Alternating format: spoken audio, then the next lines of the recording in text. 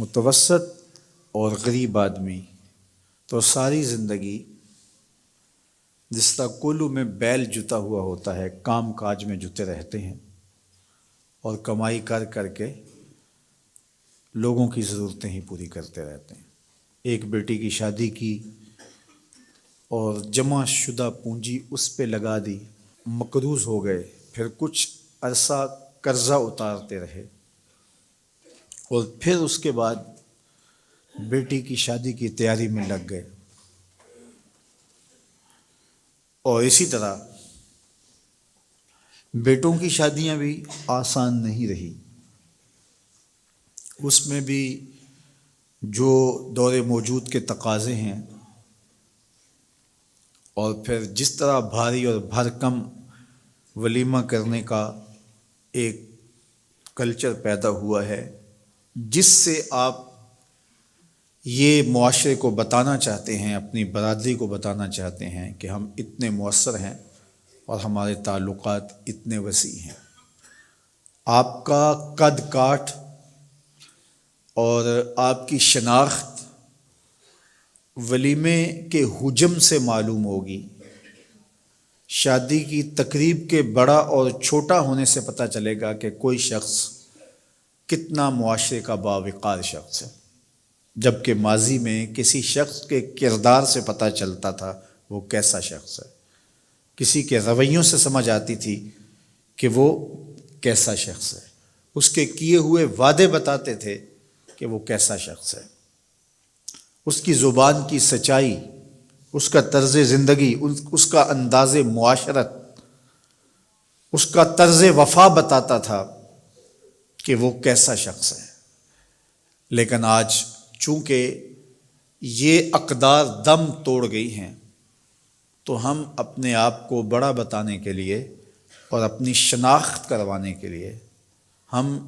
ان چیزوں کا سہارا لیتے ہیں جو کسی شخص کی شناخت نہیں ہوتی۔ تقریبات کا حجم بڑھا کر کے اور اپنی دولت کی نمائش کر کے اور کچھ شخصیات کو اپنے پاس مدعو کر کے ہم یہ تاثر دینا چاہتے ہیں کہ ہم اس معاشرے کے انتہائی اہم شخص ہیں اور ہمارے تعلقات کا سلسلہ بہت دور تک پھیلا ہوا ہے، اور نتیجہ کیا کہ ہمارا سارا سرمایہ انہی کاموں کے اندر صرف ہو رہا ہے۔ متوسط لوگوں کے لیے بہت بڑی مصیبت اور بہت بڑا مسئلہ بن جاتا ہے، اور غریب آدمی بھی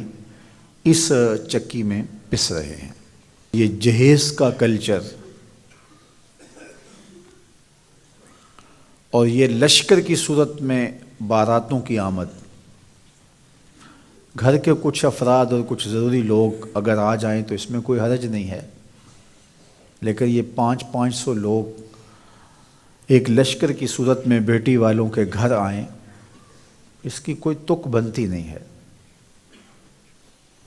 اور پھر لوگ شروع یہاں سے ہوتے ہیں کہ آپ نے جو دینا ہے وہ تو اپنی بیٹی کو دینا ہے، ہمارے یہ مہمان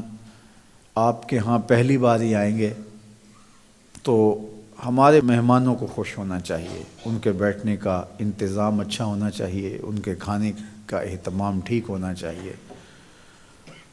ہمارا تو بس یہی مطالبہ ہے۔ اور پھر وہاں سے راستہ کھلتا ہے اور جہیز کے مطالبات بھی شروع ہو جاتے ہیں۔ بیٹی والوں پہ بوجھ نہیں ڈالنا چاہیے،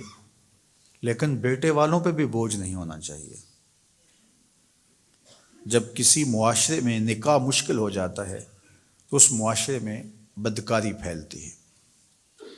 اس لیے نکاح کو آسان بناؤ تاکہ بدکاری کی طرف رغبت اور آسانی نہ ہو۔ ہمیں سادگی کے ساتھ نکاح کرنے کی تلقین کی گئی ہے، فرمایا نکاح اعلانیہ کرو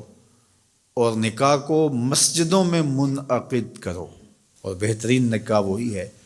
جس پہ اخراجات بہت تھوڑے اور کم آتے ہیں۔